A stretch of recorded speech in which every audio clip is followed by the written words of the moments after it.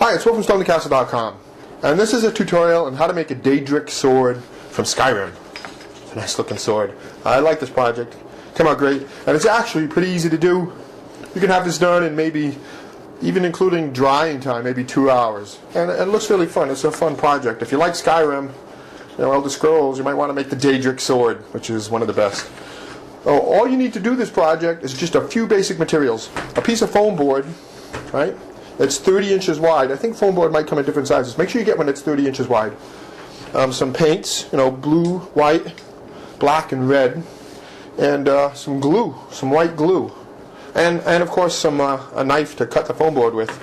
I have the template on my website right here that you download, and you can use it to make the patterns for the sword. It's 3 pieces. So let's launch into the tutorial on how to make a Daedric Sword. Okay, the first thing you do is print up the packet that I have on my website. The URL is in the description of this video. Cut out the pieces and tape them together so you have a sword. Now take that sword and make 3 of them on your piece of foam board. That's all you need is 1 piece of foam board. Trace them out and you end up with the sword like this. Now you're going to have 3 of them. 1 of them keep full, just a regular sword.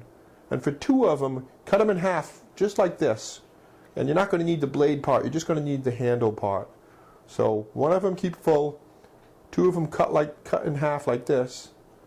So you have just the handle part, and you can dispose of the blade part, because then that'll make the sword assembly.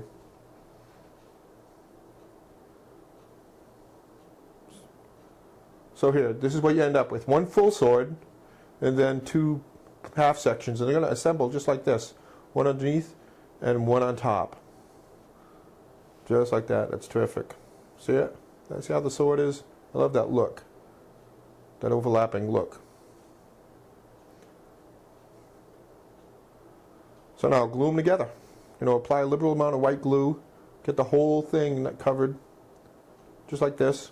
1 goes underneath and 1 goes on top. And make sure you flip this other one over before you glue it, so it's glued the proper side.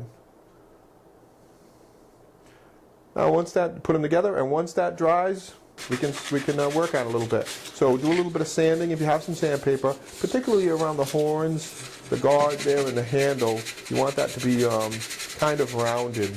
But sandpaper it all. You can use a file even to get it nice and smooth. Okay, let's paint it up. Painted the blade silver first, if you have silver.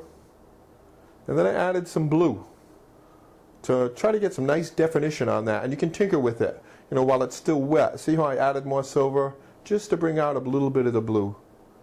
But work on that, do everything, the teeth. Now let's do all the handle. And the handle also includes the upper part there that's still white. So paint all of that black first.